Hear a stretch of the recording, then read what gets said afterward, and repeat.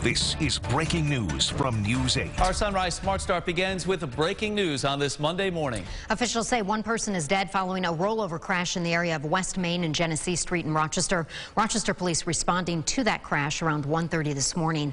Officials say a 44-year-old man from Niagara County was pronounced dead at the scene. A 31-year-old was also sent to the hospital. Police say he is in stable condition. The cause of the crash is under investigation.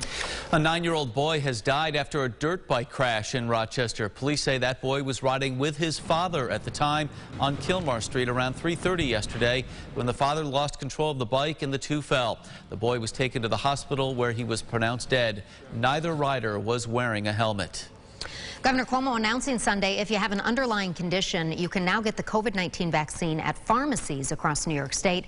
Previously, just teachers and those over 60 could get the vaccine at pharmacies. Erica Cost joining us live in Rochester with details on this new development this morning. Good morning, Erica.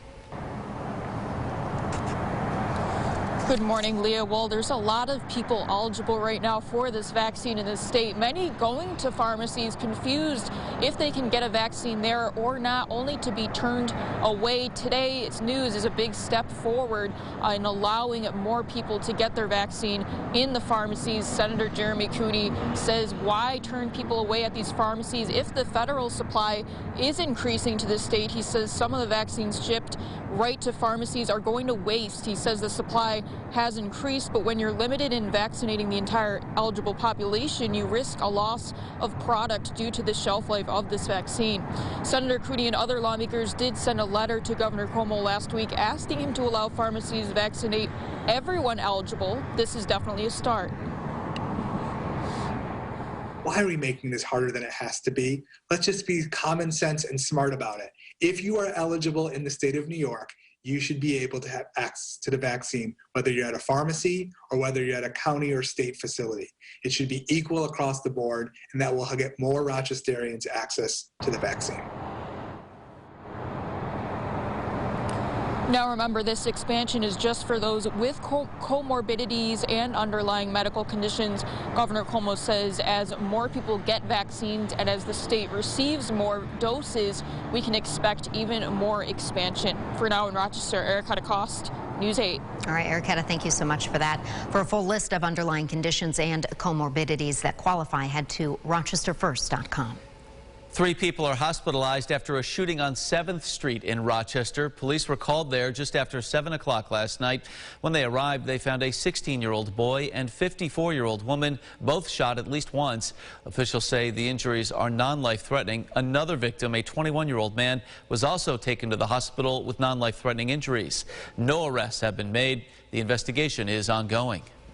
The 2 teenagers accused of intentionally setting a man on fire and killing him are scheduled to have their preliminary hearing later today. 16-year-old Xavion Perry and 14-year-old Adriel Riley Jr., both charged with murder. Police say 53-year-old Stephen Ammenhauser died after over 70% of his body was burned. According to officials, the teenagers poured an ignitable liquid on and around him and then used a lighter to set the victim on fire. Some big news over the weekend here. Congressman Tom Reed out of 2 big races after being accused of sexual misconduct. Reed announcing over the weekend he will not run for governor or for his congressional seat in 2022. This comes just days after a former lobbyist, Nicolette Davis, accused the congressman of sexual misconduct. Reed released a statement over the weekend apologizing to his accuser. Well, have you heard about this? A state of emergency now in effect in Miami Beach following an influx of people traveling to South Florida for spring break. Just chaos there. An 8 p.m. curfew has also been announced. Miami police say over 5 weeks there have been more than 900 people arrested, half from out of state. City officials say the curfew and COVID restrictions will remain in effect until further notice. Well, spring arriving on Saturday, and with it some really nice weather, Josh. It continues on this Monday as well, right? Yeah, some of the finest weather imaginable for this time of year. And look at this, one of the finest sunrises, I would say, that you could imagine for this time of year. Ongoing right now here at the Port of Rochester. First light is there, and dawn is breaking, and it's going to be an absolutely beautiful day. Good morning, Honeyland Falls. You're at 30 degrees right now. Good morning to you in Greece. We're at 46. So radiational cooling and proximity to the lake all kind of coming into play here this morning as far as temperatures are concerned. And look at this. Nothing but clear sky showing up here on radar and satellite. We are in fine shape for the day today, and highs are going to be into the middle 60s with full sunshine. Right along the water's edge of Lake Ontario, will be just a touch cooler owing to that wind that comes in off the water this afternoon. All right, Josh, thank you. Another check of our sunrise traffic, monitoring an earlier crash along Avenue C and Harris Street in Rochester. Avoid that area if you can. Things flowing along nicely, as you can see. A live look at 490 coming in from the west side. Traffic building in at this hour, 390 and 590 running smoothly as well. Well, the number of migrants at the U.S. southern border continuing to spike. The Biden administration hitting the airwaves, begging those seeking refuge not to come, at least not now. Some Republicans say it's not nearly enough. Raquel Martin joins us with more. As the number of migrants surges at the southern border, the Biden administration is warning those seeking refuge. Do not come. Homeland Security Secretary Alejandro Mayorkas contends his agency is working to tackle the issue and blames the surge on harmful policies from the Trump administration. We know how to address it. We have a plan. We are executing on our plan. But Republicans say this was entirely avoidable had President Biden not sent out a welcome message. The reason why they are coming is because he says words do matter, and they do. Texas Republican Michael McCall on ABC's This Week said despite President Biden's more recent pushback, the situation is worsening. They have created a humanitarian crisis down here at this border, and I haven't seen a plan. The only people who benefit from this are the cartels. In Missouri, Republican Senator Josh Hawley is calling on Secretary Mayorkas to testify to explain recent changes. They have created this situation. They've got to do something about it. It begins at the top. Sunday, President Biden confirmed he will go down to the border. At some point I will, yes. Do you want to see firsthand what's going on in those facilities? I know what's going on in those facilities. President Biden says his administration is now focused on helping migrants make their case for asylum from their home countries. Raquel Martin reporting there. The Biden administration refusing to allow press to access the holding facilities down at the border, citing health concerns. To our Family First segment on this Monday, the first coronavirus vaccine trial involving pregnant women is underway. That's right. The Pfizer trial will measure vaccine safety and efficacy and look at whether the vaccine can transfer protective antibodies to newborns. 4,000 healthy pregnant women between 24 to 34 weeks gestation will take part in this trial. Half will receive a placebo, and they'll be asked to keep a diary to record any symptoms. Our hope is that by getting the vaccine, it transfers over the immunity through the placenta to the baby. I knew that the actual disease, the COVID-19 infection in pregnancy, was going to be worse than in the general population. Officials with Pfizer say mothers who are receiving a placebo will get a real vaccine 1 month after giving birth. Doctors believe nursing mothers pass protection onto newborns through breast milk. Results from this trial, they're expected in the summer of 2022.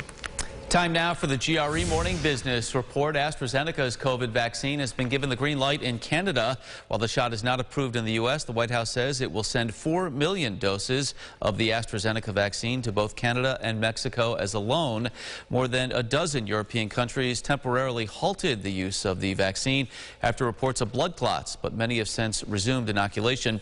In a late-stage U.S. study, AstraZeneca's COVID-19 vaccine had a 79% efficacy rate at preventing symptomatic COVID and was 100% effective in stopping severe disease and hospitalization. Well, Twitter wants your opinion on whether world leaders should be subject to the same rules as others on the platform. A survey will be live beginning today through April 12th, according to the company. It's also consulting with human rights experts and civil society organizations to get feedback. Well, time now for news from around the state on this Monday morning. New York extending the statewide income tax deadline to May 17th. The state budget director says that extension will give New Yorkers the opportunity to have more time to file their tax return during the pandemic. Last week, the IRS delayed the April 15th tax deadline to May 17th as well. The New York Civil Liberties Union filing a lawsuit against the city of Syracuse and its police department, saying it had been denied access to certain police misconduct complaints despite state law. Officials with the union say it had a request into the police department in September for records, and Syracuse police denied those requests. They were for police misconduct complaints that both did and did not result in disciplinary action for an officer. March Madness on the basketball court has Syracuse moving on. March Gladness for the rest of us as the temps continue to soar, Josh. It's a mild one for sure. Make no mistake about it. Some of the nicest weather imaginable for this time of year in store for your Monday. We hit 63 degrees yesterday in Rochester. Today, I think your top temp right around 67. It will be cooler by the water's edge of Lake Ontario owing to an onshore breeze. That lake water's pretty chilly, right around 40 at this time. But again, we will have just about 100% of the possible bright sunshine. Look at this gorgeous shot here at the port of Rochester. Beautiful sunrise in the making, and we will enjoy this clear sky all day long. Satellite and radar here show the clear scan that we have, and your planner shows, again, temperatures into the middle 60s. Get out and enjoy. We'll do that. Thank you so much. Thank you for watching News 8 at Sunrise. Our next update coming up in about 30 minutes. CBS This Morning is up next. Be safe and have a great day. Follow News 8 wherever you are on RochesterFirst.com, Facebook, Twitter, and on our app for news and weather.